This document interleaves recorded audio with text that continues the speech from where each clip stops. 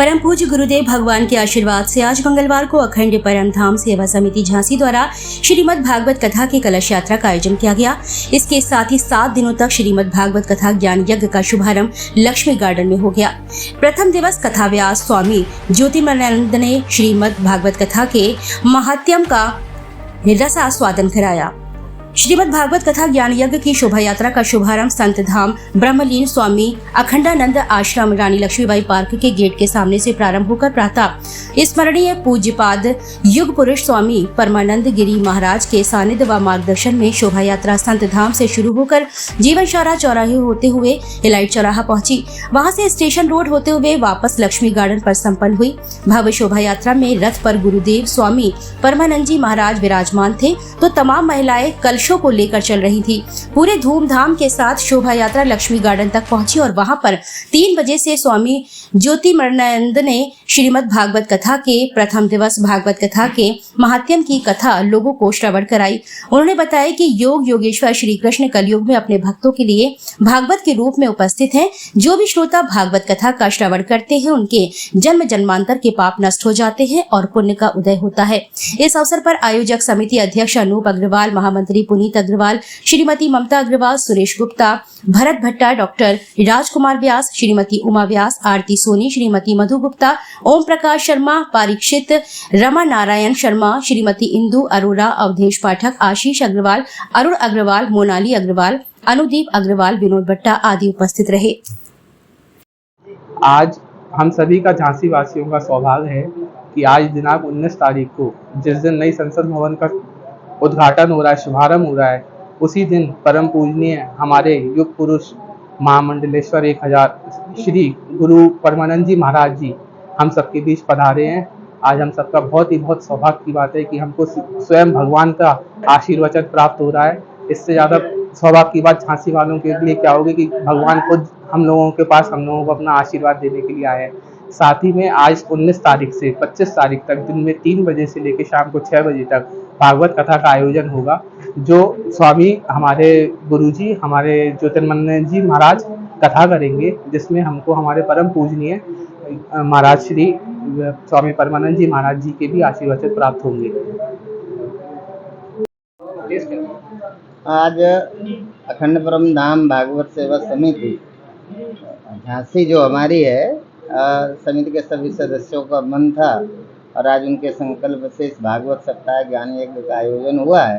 तो ये समिति तो एक निमित्त है, पर हर कृष्ण भक्त के लिए एक अवसर है कि हम आए और अपने भगवान के विषय में जानें समझें, जिसको जानने के बाद फिर संसार में कुछ और जानना शेष नहीं रहता।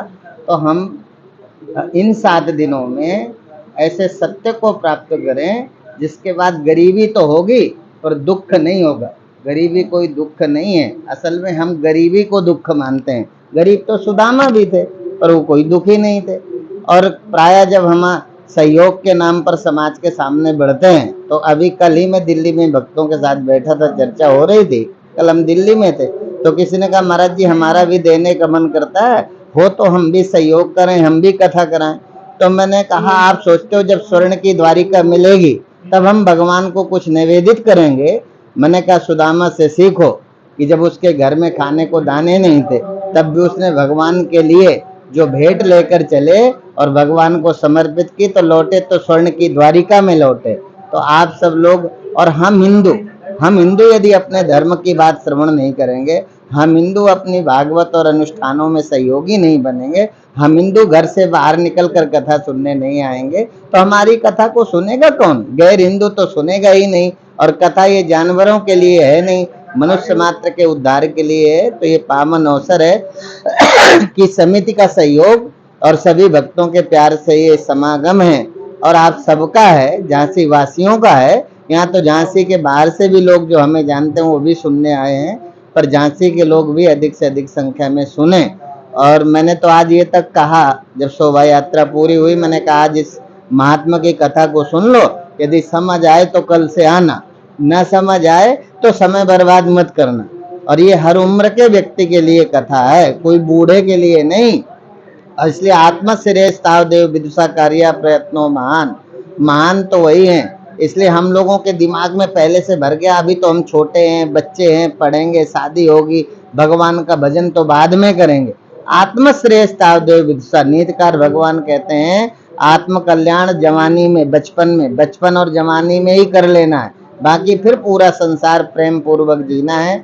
और जो भगवान को जान करके संसार में जीते हैं, फिर संसार तो हानि लाभ सुख दुख जय और पराजय से भरा हुआ है ये जीवन, पर ये जय और पराजय मुझे दुख न दे सके, इसके लिए भागवत है।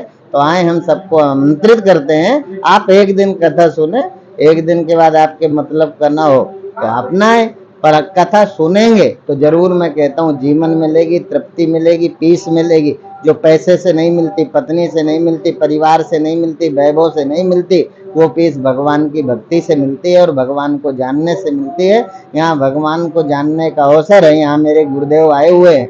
मेरे गुरुदेव आप जानते होंगे राम जन्मभूमि तीर्थ क्षेत्र ट्रस्ट जो न्यास बना था पीएमओ के द्वारा, प्रधानमंत्री जी के द्वारा, उस ट्रस्ट के पूज्य महाराज श्री मेरे गुरुदेव ट्रस्टी भी हैं।